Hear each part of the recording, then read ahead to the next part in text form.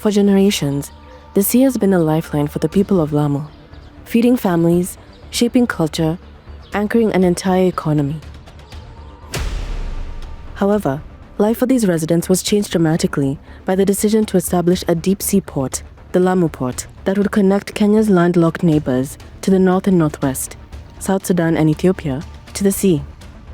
This was a welcome project by many, touted as a way to bring development to Kenya's northern coast.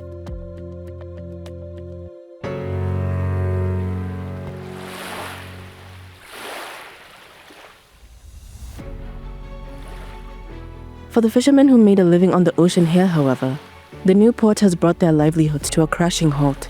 They now have to struggle to make a living on the sea that raised them. The fisher community went to court in 2012, and in a landmark ruling delivered in May 2018, they won. They would be compensated for losing their livelihoods due to the project. This triumph did not mean an end to the hardships they had endured, however. Construction continues unabated. And despite the ruling in their favor, the community had to wait another 6 years for the compensation awarded to them. Lakini sasa kinyume inakuja unaambiwa hatukuna kuuza bahari. Serikali bahari uuze, utake usitake, wakiitaka wataichukua tu. Fishermen have in the past protested against the LAPSSET Project, which they argue will hinder them from earning a living, with fishing being among the key economic activities in the area. Construction work will begin on the first 3 out of 32 berths of the proposed Lamu Port at a cost of 42 billion shillings. In 2012, the Kenyan government unveiled the Lamu Port, a 32-berth mega-project and the centerpiece of the Lamu Port South Sudan-Ethiopia Transport Corridor, or LAPSSET. For many in Lamu, this announcement marked the beginning of uncertainty. Ile sehemu ambao sasa wameka port, pale ndo ilikuwa sehemu kubwa yetu ya kupata rasilimali pale mahali. As planning turned into real construction, the fishermen say they had been shut out of the decisions reshaping their livelihoods, and that their most productive fishing grounds were disappearing under the port's expansion. Operationalization of Lamu Port is slowly coming to fruition. Kenya's newest mega infrastructure project, the Lamu Port, has received its first ship. They fought back in court, suing the Kenya Ports Authority in 2012 over the lack of public participation, environmental assessment, and management plans, calling for the recognition of their traditional fishing rights. In May 2018, the Malindi High Court found that the LAPSSET project had failed to meet the basic constitutional and legal requirements, and awarded the fisher community 1.76 billion shillings for the disruption caused to their livelihoods. But the ruling didn't fix the ruin. And even with only 3 berths completed, the fishermen of Lamu are already bearing the cost of development that interrupts an entire way of life.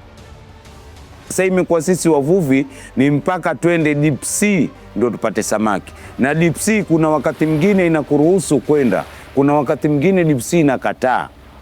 Sasa huku ndo tunaumia zaidi. Remedies can be sought, and whereas they can be granted, it doesn't mean that justice actually happened. This is a story about a community that stood up to defend their future. A story about how development can rebuild a port but unravel a people. The port is still expanding. What future remains for those whose survival is tied to the sea? And if the price of development is an entire people, who is it really meant to serve?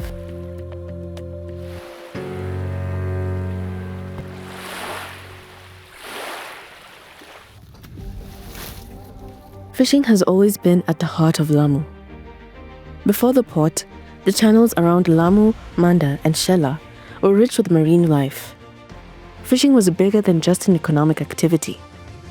It was heritage, passed down through generations. Hao wanatoka saa 7, 6 mchana, wanaenda baharini, wanatumia uvuvi kwa ule usiku. One of those who grew up on these waters is Abubakar Twalib, a lifelong fisherman and the chairman of the Amu Beach Management Unit. He remembers a Lamu where the sea was generous and where a day's work always meant food on the table. Hapa kwetu, upende ukatae, kazi ya uvuvi lazima uifanye. Fishing, he says, is the backbone of Lamu. And for decades, it has been the only reliable lifeline for most native families. Kwa sababu hatuna mafactory hapa, hatuna vitu ambavyo tutazitegemea kwa maisha yetu. Ila ni bahari. Uchukue boti unapeleka passengers Mokowe, Lamu, Shela, hizo ndo kazi zetu. Sasa wewe umesoma aina gani, mvipi? Hatuna kazi nyingine za kuzidegemea, ila ni kazi za bahari. And the sea they depended on began to change after the launch in 2012 with preparatory works in Manda Bay. Additionally, extensive land reclamation was done to build the artificial island that the port sits on.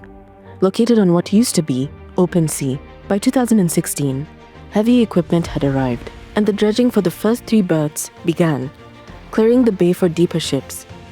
Dredging involves digging up the seabed, disturbing the silt sediment and seagrass beds. The previously clear water became cloudy, and the new island altered tidal flows that had supported marine life for years. Environmental assessments found that such works could destroy habitats and push fish further into deeper, more distant waters. When plans for the port were revealed, the Lamu fishing community say they were not properly consulted and that public participation was minimal. They say that investors and state agencies were called into boardrooms, but the fishing community, who stood to lose the most, were left out. During the process of undertaking the strategic environmental assessment, a lot of other consultative meetings were equally held with the locals. So any issue that people are not consulted might be very far from the truth. Hawa jamaa wanapiga fujo. Mheshimiwa, achana nao. Unajua wale chua hata wakapiga kelele vipi, ng'ombe atakunywa maji. Despite the claims that the community had been consulted, the fishermen say they were shut out of decisions that would upend their lives, a recurring injustice in the rollout of mega projects across Lamu County. So, to the leadership of a community-based organization called Save Lamu, they created a biocultural community protocol to document their identity and the rights that any development must respect. Additionally, the court also ordered a fresh environmental impact assessment, stating that the first had ignored key risks to marine life, migratory routes, and fish breeding zones. Still, the case took 6 years, over half a decade, of mental, financial, and emotional strain. Waiko Wanyoike, one of the lead litigators and former executive director of Katiba Institute, describes how government tactics deliberately delayed justice for the fishermen. In between, the file kept getting lost, and it took sometimes a lot of time. So for example, when we came into the case, I think it took us more than 6 months just to be able to find the file. And it wasn't just writing to the court. It required several trips of our lawyers to go even to Malindi and go through the registry and try and find the file. So at some point, even the file had been hidden. So that delayed things. As legal battles dragged on, delays only deepened the community's distrust in the process. What was meant to deliver justice started to feel like it was designed to withhold it. The chairman of Save Lamu, Somo M. Somo, recalls the community's shock and their deep uncertainty that a case of this magnitude could ever lead to a government payout. Kusema kweli, kesi hii ilianza 2012 na tulingangana mahakamani, na ilikuwa ni majaji 5 ambao walikuwa wanasikiliza kesi hii, na wengi wetu ambao ni wavuvi ama jamii ya Lamu haikuamini kwamba Save Lamu unaweza kushinda hii kesi ama mvuvi anaweza kupata ridhaa. Lakini mambo mazuri saa nyingine inafanya na watu kidogo tu, si watu wengi. The first berth of the Lamu Port is 100% complete, with President Uhuru Kenyatta expected to launch it in 2 weeks' time. When the fishermen won the case in 2018, the court awarded them 1.76 billion shillings in compensation. But Kenya Ports Authority appealed, and the fishermen were not compensated for 6 more years, having to wait until 2024. Yet even when the compensation finally came, many said no amount of money could undo the damage that had been done through the port project. Amina Musa, a boat owner and fish trader, explains how the damage to the fishing grounds cannot be measured in shillings or statements. Bandari walipoanza kujenga zile bandari, wajua mangroves zilikuwa harvested, zote zilienda mangroves. Na mangroves ndio breeding area za samaki. So kwamba zile mangroves zilikatwa zote. Sasa walivunja breeding area ya samaki. Samaki hujificha kwenye zile mangroves kujizalisha. Walikata, kuna zile matumbawe ambao pia ni nyumba za samaki. Samaki wana feed on matumbawe pale, kuna zile sea grass zote zile. Kwa ufupi, kile kizazi cha samaki kilifekwa na kikaondoka, ndio maana sahihi mazao yako chini sana ya samaki. As dredging continued, fish habitats close to the shore were destroyed, and the fishermen needed to go further out into the deep sea to catch any fish. Samaki wamepungua sana kwa sababu uchefuzi ukiwa umekuwa, umeona samaki wanakimbia. Kisha na jambo la pili, samaki ile sehemu ambao sasa wameweka poti, pale ndio ilikuwa sehemu kubwa yetu ya kupata rasilimali pale mahali. Umenifahamu? Sasa imekuwa kwetu ni shida pale mahali, na hii sehemu nyingine kwa uchafuzi walipotengeneza ile poti imekimiza. Sasa imekuwa sisi wavuvi ni mpaka twende deep sea ndio tupate samaki. Na deep sea kuna wakati mwingine inakuruhusu kwenda, kuna wakati mwingine deep sea inakataa. Sasa huku ndo tunaumia zaidi. Tunaingia ndani ya mikoko tutafute samaki ambao watupatie ile maisha yetu tu ya kukula. This means longer trips, higher fuel costs, and a market that can no longer rely on consistent supply of fish. The fishermen say a single trip can use up to 60 liters of fuel.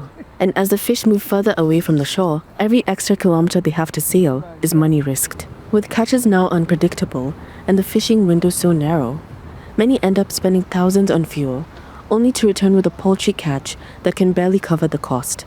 This impact is felt through the entire chain. Abdul Rahman, a fish dealer since 2008 who is not eligible for compensation, says the market has not been forgiving, and the pressures the port has introduced are being felt everywhere. As a link between the fishermen and the consumers, he has witnessed these changes firsthand. Mimi nanunua hapa na nauza hapa Lamu. Hapa Lamu town, nanunua samaki na nauza hapa. Na mara nyingi pia watoka samaki visiwani hapa. Kama Kizingitini, Rasini tunanunua samaki kutoka huko. Ndau tunanunua samaki kutoka huko, pia tunapata samaki kutoka huko. Hata Kiunga pia tunapata samaki kutoka huko.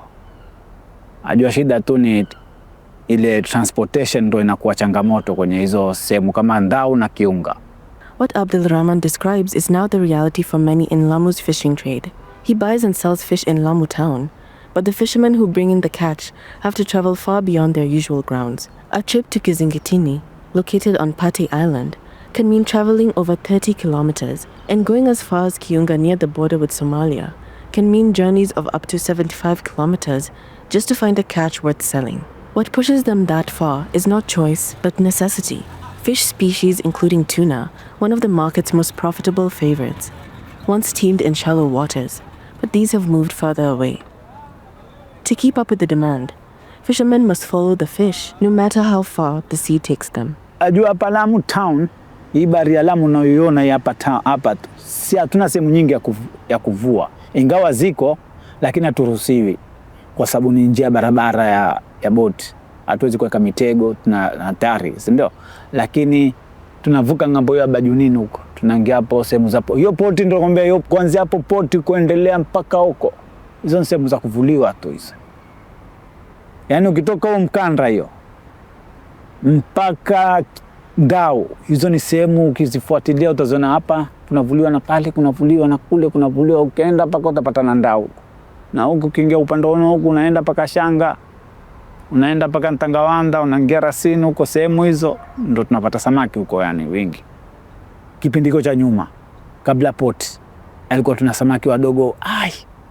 Yani mama karanga walikuwa na enjoy. Sasa hivi mama karanga wanapata shida mamake. For an island where fishing has been a cultural constant, this shift is an economic problem and an existential one. Today, only 3 berths of the 32-berth port are complete. But even at this stage, the physical and cultural landscape of Lamu has changed in ways no one here could fully prepare for. And for many, the question is no longer about compensation. It is about a future where development arrives first and consultation comes after, if at all. Elizabeth Kariuki, the Hub Director of Natural Justice, says that even a successful case cannot reverse certain kinds of harm. I think first and foremost, if we can prevent harm from happening, that would be our joy. Because remedies can be sought, and whereas they can be granted, it doesn't mean that justice actually happened. Because, for example, you look at this case and you realize that there was irreversible damage to the flora and fauna. Some communities, fishermen still say that there are fishes you can't catch. Mangrove was destroyed. All this rehabilitation hasn't happened. A lot of these things have not been recovered. So whereas remedies were given by court, we have not been able to take people to the place where they were before the start of the project, because that is what true justice then would have meant. For the fishermen of Lamu, that harm is a sudden loss of a way of life, a loss they continue to feel even after winning one of the most significant environmental cases in recent Kenyan history. But for some, even this hard-fought victory came too late. The lead petitioner, Mohammed Ali Badi, died before the court delivered its judgment. He did not witness the compensation he fought for, and the port that promised development is still not complete. His story is a stark reminder that justice delayed can turn into justice denied. Sometimes when I hear that development brings jobs, sometimes I shudder, because I don't think there's a lot of effort that is put in getting to understand what are the ways of lives of these people. The kind of jobs that you're bringing them, are they compatible with how they live?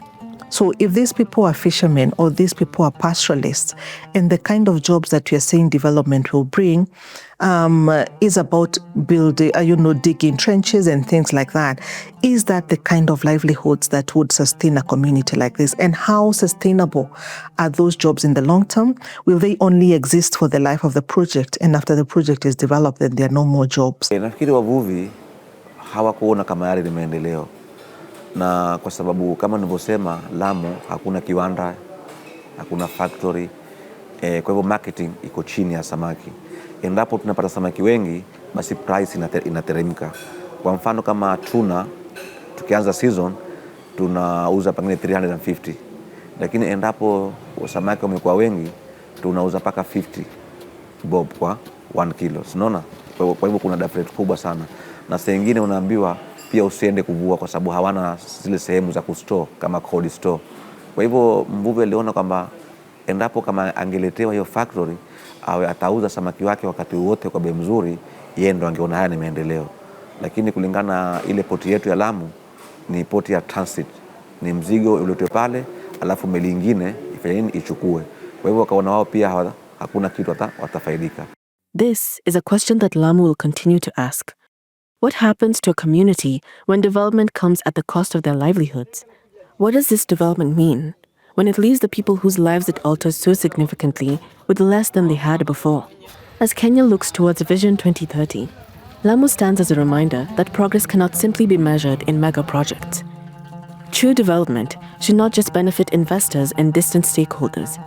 It should also change the lives of the people whose lives are most altered by it for the better.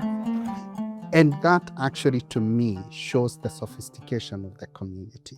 So when politicians come and say development has to happen, that's not the problem. The problem is when they say it has to happen the way we script it, and we don't care about community voice and community participation. Kusema la kweli, mimi mwenyewe hapa kama trader sijafaidika na bandari ya Lamu. Kwa sababu kama nilivyokuambia, watu walikuwa promise heaven, watakuwa hivi, wana biashara, watauza biashara, lakini hatujaenda kufanya biashara huko. Watoto wetu wanazurura, uharibifu ni mwingi umekuwa Lamu, watoto wamekuwa si waaminifu tena, na hiyo port sijui itawajiri lini watoto, kwa sababu watoto wanazunguka. With the port now firmly established and construction inching forward, life goes on for the fishermen who once made a living here. But no verdict or compensation can bring back the Lamu they once knew. One thing is clear.